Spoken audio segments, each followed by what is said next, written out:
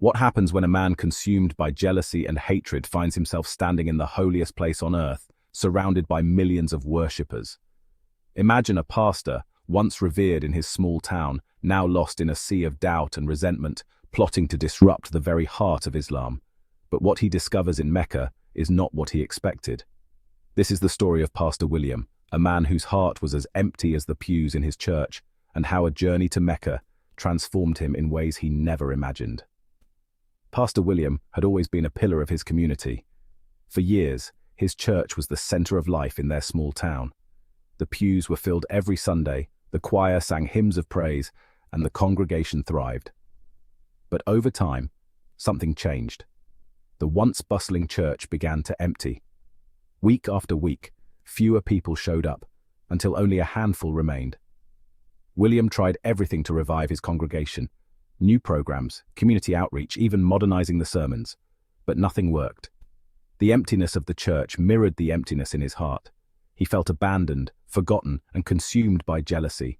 His jealousy grew when he noticed the local mosque, just a few blocks away, thriving. Every Friday the streets were filled with worshippers, their prayers echoing through the town. William couldn't understand it.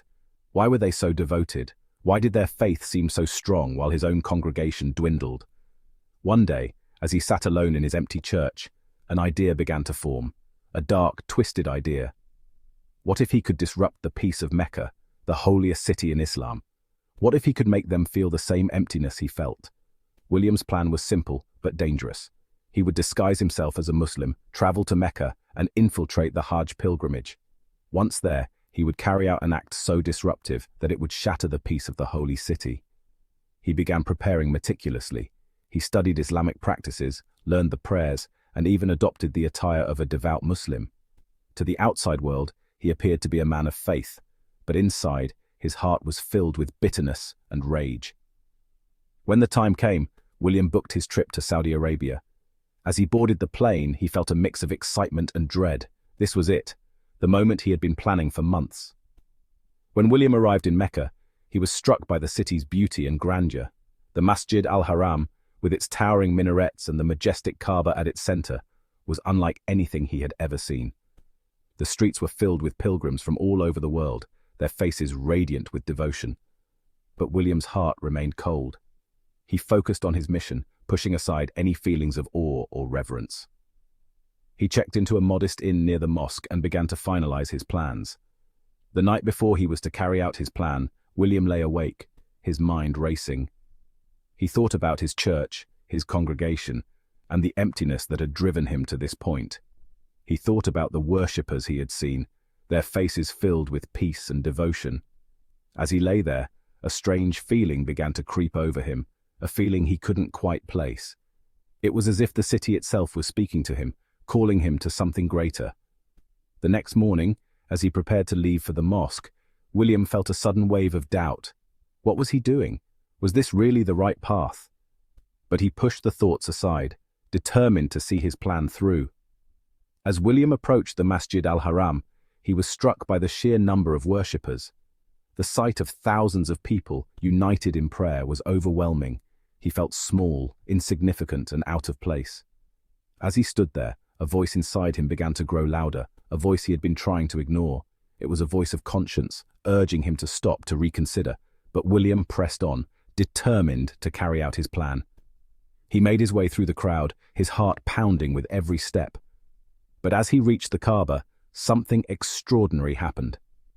As William stood before the Kaaba, he felt a sudden, overwhelming sense of peace.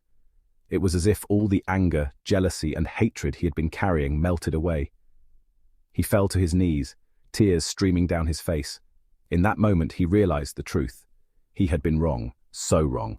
The emptiness he had felt wasn't because of his congregation or his church. It was because he had lost sight of what truly mattered: faith, love, and compassion. The journey home. William returned home a changed man. He no longer felt the need to compete with the mosque or resent its success.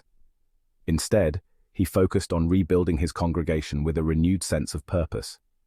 He shared his story with his congregation, not as a tale of failure, but as a testament to the power of faith and redemption. Slowly but surely, the church began to fill again, not with numbers, but with genuine devotion and love.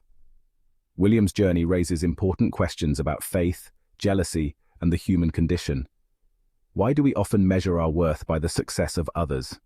And how can we find peace in a world that often feels divided? His story also highlights the transformative power of faith. It shows that no matter how far we stray, there is always a path back to redemption. William's actions were controversial, to say the least. His plan to disrupt the Hajj pilgrimage was not only dangerous but deeply unethical. Yet his journey also serves as a reminder that even those who make grave mistakes can find redemption. His story challenges us to look beyond our own prejudices and judgments, to see the humanity in others, and to strive for understanding and compassion. Thoughts of disrupting their peace, of showing them the truth. He imagined himself standing in their midst, his voice booming, his words tearing down their carefully constructed faith. He knew it was wrong, yet the thought brought a perverse sense of satisfaction. It was as if by diminishing their faith, he could somehow reclaim his own. He clung to this delusion, the darkness within him growing stronger. A plan began to form in his mind, fueled by desperation and envy. He would go to Mecca, the heart of their faith, during the Hajj. There, amidst millions, he would disrupt their most sacred rituals. He would show the world the error of their ways. He knew it was a dangerous, even insane plan. But the thought of it, the sheer audacity, filled him with a dark sense of purpose. He convinced himself it was a divine mission, a test of his faith. He started researching the Hajj, meticulously studying the rituals, the dates, the routes. He learned Arabic phrases, practiced mimicking their prayers. He even grew a beard, a physical manifestation of his deception. He told his dwindling congregation he was going on a spiritual retreat, a pilgrimage to Jerusalem. They nodded, their faces etched with worry, their faith in him long shaken. But he ignored their concerns, his mind fixated on his own twisted mission. The journey to Mecca was long and arduous. He traveled under a false name, his heart heavy with deceit. He observed his fellow travelers, their faces radiant with faith, their voices humming with prayers. He felt a pang of guilt, a flicker of the man he once was. But he quickly suppressed it, reminding himself of his purpose.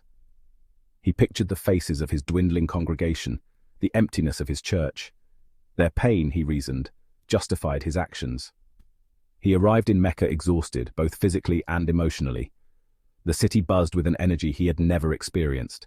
Millions had gathered, a sea of humanity united by a single faith. The sight was overwhelming, awe-inspiring. For a moment he felt a flicker of doubt. What was he doing here? Was he truly on a mission from God, or was he a man consumed by his own demons? The question hung in the air, unanswered. Mecca was a city of light and sound. The call to prayer echoed through the streets, a constant reminder of faith's presence.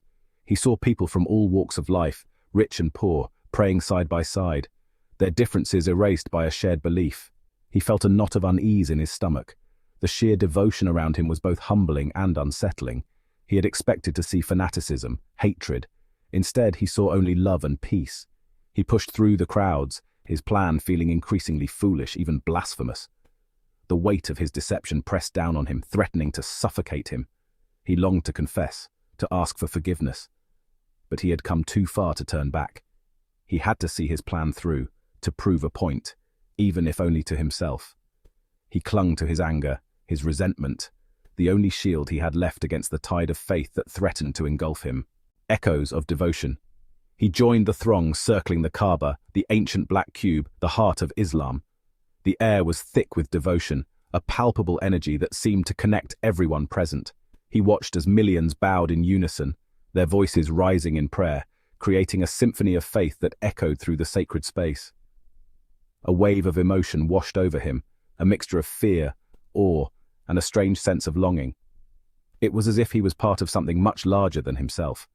He had never felt so close to something so powerful, so ancient, so unifying. The history and the sanctity of the place enveloped him. The words of the prayers, though foreign to his ears, resonated deep within him. Each syllable seemed to vibrate with a timeless truth. He felt a tear roll down his cheek, a tear of shame, of regret, of unexpected hope. It was a release he hadn't known he needed. He closed his eyes, and for the first time in a long time, he prayed. He prayed not out of obligation, but from a deep, genuine place within his heart. He didn't pray for his church, nor for his own redemption. His prayers were for something more profound. He prayed for understanding, for forgiveness, for the strength to let go of the hate that had consumed him. He sought a path to inner peace. As he prayed, he felt a weight lift from his shoulders. It was as if the burdens he had carried for so long were finally being released. The anger, the resentment, the envy, it all seemed to dissipate, replaced by a sense of peace he had almost forgotten. It was a peace that filled every corner of his being. He opened his eyes, and the world seemed different, brighter, filled with possibility. It was as if he was seeing everything for the first time, with a heart renewed and a spirit uplifted. The revelation. Standing there amidst millions united in prayer, Pastor William felt a profound sense of unity. Pastor William experienced an epiphany, a moment of clarity that would change his life forever.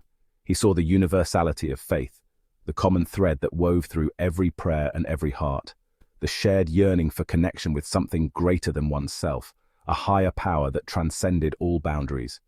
He realized that his God, their God, was the same God, a divine presence that embraced all. The walls he had erected between them crumbled, dissolving in the light of this newfound understanding. He saw the beauty in their devotion, the sincerity in their eyes as they sought solace and guidance, the purity of their faith, untainted by prejudice or division. He understood that his mission was not to disrupt, but to learn, to grow, and to embrace this shared journey, to bridge the gap he himself had created, to mend the rifts with compassion and understanding. He spent the rest of his time in Mecca observing, absorbing the essence of this sacred place, listening and learning from the stories and experiences of those around him. He spoke to pilgrims from all over the world, each one with a unique story, yet all united by faith. Their stories are testament to the power of faith to heal and unite, to bring people together in love and respect. He felt a sense of kinship with them, a bond that transcended language, culture, and creed, a shared humanity that transcended their differences, a universal connection that was deeply spiritual. He realized that true faith wasn't about dogma or ritual, but about the essence of love and compassion. But about love, compassion, and understanding, the core values that bind us all. It was about recognizing the divine spark in every human being, regardless of their beliefs, and honoring that spark. This realization was his redemption, his rebirth, a new beginning filled with hope and unity, a changed heart. He returned home a changed man. Gone was the bitterness, the envy, the desire to judge. In its place was a newfound humility, a deep respect for all faiths, and a burning desire to build bridges of understanding. He stood before his congregation, his heart heavy with remorse. He confessed his sins, his jealousy, his misguided mission. He spoke of his transformation, of the lessons he had learned in Mecca. To his surprise, they listened. They listened with open hearts and tear-filled eyes.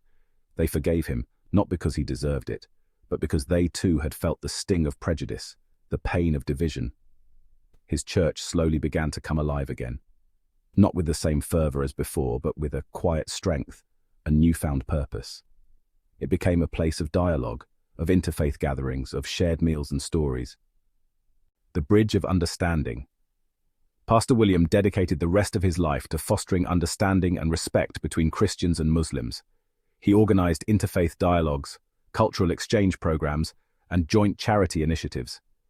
He preached a message of love, compassion, and unity.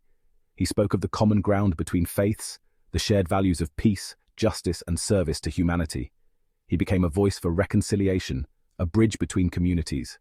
His journey taught him that true faith is not about converting others, but about transforming oneself. It's about recognizing the inherent dignity of every human being, regardless of their beliefs. It's about building bridges of understanding, not walls of division. And so, Pastor William, the man who had once journeyed to Mecca with a heart full of hate, became an instrument of peace. The story of Pastor William is a powerful reminder that faith is not about numbers or success, but about the sincerity of the heart. It shows us that even in our darkest moments, there is always a path to redemption. With that said, thanks for watching, and until next time,